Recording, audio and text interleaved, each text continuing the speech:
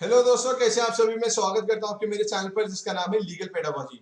दोस्तों, इस वीडियो में हम डिस्कस करने वाले हैं कुछ बहुत ही इंपॉर्टेंट क्वेश्चंस को which are related to Indian polity, जो आपसे पूछे जा सकते हैं किसी भी लॉ एंट्रेंस एग्जामिनेशन में। तो अगर आपको ये वीडियो पसंद आए तो वीडियो को लाइक जरूर करिएगा और इसमें जो भी पढ़ाया जाए उसके सेपरेटली नोट्स बनाइएगा, क्योंकि वो बहुत ही आपकी मदद करने वाले हैं। और आपके लोगों के मैसेजेस आते हैं, आप लोग बोलते हैं कि ये चैनल बहुत अच्छा ग्रो करेगा क्योंकि इसका कंटेंट बहुत अच्छा है। पर दोस्तों, वो ग्रो तभी करेगा जब आप इस चैनल को सब्सक्राइब करेंगे और चैनल को शेयर करेंगे। तो अगर अभी तक चैनल को शेयर और सब्सक्राइब नहीं किया है तो उसको जरूर कर लें। Thank you so much. दोस्तों, आपको पता ही होगा कि इंडियन कॉन्स्टिट्यूशन के अलग अलग फीचर्स अलग अलग देशों से लिए गए हैं और government of India act of the year 1935 से लिए गए हैं। तो आपसे पूछ रहा है कि ऐसा कौन सा फीचर है इंडियन कॉन्स्टिट्यूशन का जो कि यूनाइटेड किंगडम के कॉन्स्टिट्यूशन से नहीं लिया गया है। दोस्तों, parliamentary type of government UK के कॉन्स्टिट्यूशन से बोरो किया गया है। Privileges which are given to the members of the parliament वो भी वहीं से लिया गया है। रिट्स भी यूके से लिया गया है। पर suspension of fundamental rights during emergency वो यूके से नहीं लिया गया है। आप जानती हैं कि जब नेशनल इमरजेंसी इंपोज की जाती है देश में तो उस दौरान सारे फंडामेंटल राइट्स सस्पेंड हो जाते हैं अपार्ट फ्रॉम 20 एंड 21। तो suspension of fundamental rights during emergency ये चीज बोरो की गई है from the constitution of Germany. ये बात आपको याद रखनी है। अगला है कि Ramnath Kovind he is the 14th president of India. आप जानती हैं, ये भी बात याद रखनी कि वो 14th प्रेसिडेंट है हमारे देश के। वो he was the former governor of which of the following state. दोस्तों, फॉर्मर गवर्नर रहे हैं बिहार के। ये बात आपको याद रखनी है। अगला है the government of India adopted the state emblem on. दोस्तों, जो हमारे देश का स्टेट एम्बलम है उसमें 4 लाइन्स हैं, 3 फ्रंट में है और एक line on the back side है जो कि दिखते नहीं है। तो government of India adopted the state emblem on 26 January 1950. अगला है which article of the constitution provides that there shall be a governor for each state। दोस्तों, आर्टिकल 153 बोलता है कि ये कंपलसरी है कि हर एक राज्य में एक गवर्नर हो, हर एक राज्य में एक राज्यपाल हो। तो आर्टिकल 153 है, ये बात आपको याद रखनी है। Shri M Ananthasayanam Ayyangar he was the first deputy speaker of Lok Sabha. ये बात याद रखनी है, बहुत इंपॉर्टेंट है, बहुत बार पूछा जाता है। अगला है, जैसे कि आप जानते होंगे कि देश में हमारे हाई कोर्ट सबसे पहले एस्टैब्लिश किए गए थे बॉम्बे, कैलकाटा एंड मद्रास में। And they were established through high court act of 1861। High court act of 1861 के थ्रू हाई कोर्ट एस्टैब्लिश किए गए थे बॉम्बे, कैलकाटा और मद्रास में हमारे देश में। ये बात आपको याद रखनी है। अगला है which state of India has the least number of seats in its state legislature. अपने स्टेट लेजिस्लेचर में किस राज्य के पास सबसे कम सीट्स हैं। तो दोस्तों, वो है सिक्किम। सिक्किम में मात्र 32 सीट्स हैं इन द स्टेट लेजिस्लेचर। ये बात आपको याद रखनी है। तो ये ऐसा एक राज्य है जिसकी सबसे कम सीट्स हैं स्टेट लेजिस्लेचर में। अगला है till date which Lok Sabha has had the longest period.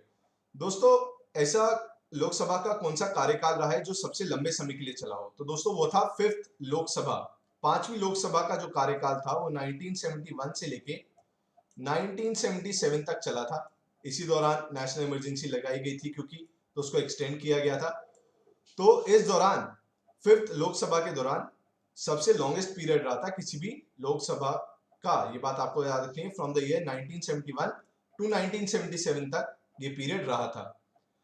अगला है कि जो फाइनेंशियल इमरजेंसी लगाई जाती है एज पर आर्टिकल 360 हमारे देश में मतलब विथ इमरजेंसी जिसको कहते हैं। तो फाइनेंशियल इमरजेंसी जो लगाई जाती है अंडर आर्टिकल 360, तो it shall be approved within 2 months। उसको 2 महीने के अंदर अंदर अप्रूव करना होता है। जैसे आज अगर प्रेसिडेंट ने प्रोक्लेम किया है, आज नोटिस इशू किया है नेशनल इमरजेंसी का, so it needs to be approved within 2 month। मतलब दोनों हाउसेस उसको अप्रूवल देंगे 2 महीने के अंदर अंदर। ये बात याद रखनी है। और फाइनेंशियल इमरजेंसी अभी तक हमारे देश में कभी भी नहीं लगाई गई है। अगला है कि जो सैलरीज और अलाउंसेस दिए जाते हैं टू द हाई कोर्ट जजेस, वो किससे दिए जाते हैं। तो दोस्तों, वो दिए जाते हैं by the consolidated fund of state. 2 options मिलेंगे आपको, एक है कंसोलिडेटेड फंड ऑफ स्टेट और एक है कंसोलिडेटेड फंड ऑफ इंडिया। तो दोस्तों, जो हाई कोर्ट के जजेस को सैलरीज दी जाती है वो दी जाती है by the consolidated fund of state, क्योंकि हाई कोर्ट जजेस स्टेट में अपॉइंट होते हैं। पर अगर वो रिटायर कर जाते हैं तो उसके बाद जो भी उन्हें चीजें दी जाएंगी वो they will be charge from the consolidated fund of India retirement के बाद। पर जब तक वो सर्व कर रहे हैं तब तक दिया जाएगा by the consolidated fund of the state. अगला क्वेश्चन है equal pay for equal work for both male and females, ये किस आर्टिकल में प्रपोज किया गया है? तो दोस्तों आर्टिकल है 39, जो कि इस बारे में बात करता है कि मेल और फीमेल्स को जो वो काम कर रहे हैं उसके लिए बराबर सैलरी दी जाए। ये एक डीपीएसपी है, ये बात आपको याद रखनी है। अगला है हमें एक राइट दिया गया है, right to assemble peace, right to assemble मतलब हम लोग इकट्ठा हो सकते हैं फंक्शन में या जो भी बाकी प्रोटेस्ट करने के लिए जो भी चीजें हो, अंडर आर्टिकल 19 ये हमें राइट दिया गया है। तो पूछ रहा है कि वो असेंबली किस तरीके की होनी चाहिए, क्या वो पीसफुल होनी चाहिए, क्या वो पीसफुल और अनआर्म्ड होनी चाहिए, नॉन वायलेंट होनी चाहिए, या फिर फॉर कंस्ट्रक्टिव एम्स।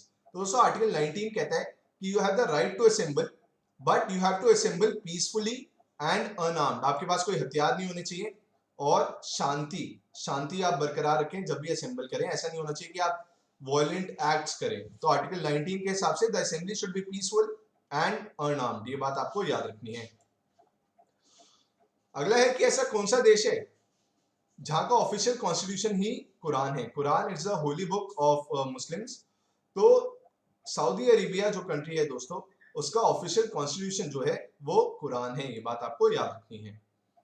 अगला है कि हमारे देश के जो पहले प्राइम मिनिस्टर थे जवाहरलाल नेहरू, उनको जो ओथ दिलाई गई थी वो किसने दिलाई थी? तो दोस्तों वो दिलाई थी लॉर्ड माउंटबेटन ने, ये बात आपको याद रखनी है। वैसे जो ओथ दिलाई जाती है प्राइम मिनिस्टर को वो दिलाते हैं प्रेसिडेंट, पर जो पहले प्रधानमंत्री को दिलाई गई थी वो थे लॉर्ड माउंटबेटन, ये बात आपको याद रखनी है, बहुत इंपॉर्टेंट है।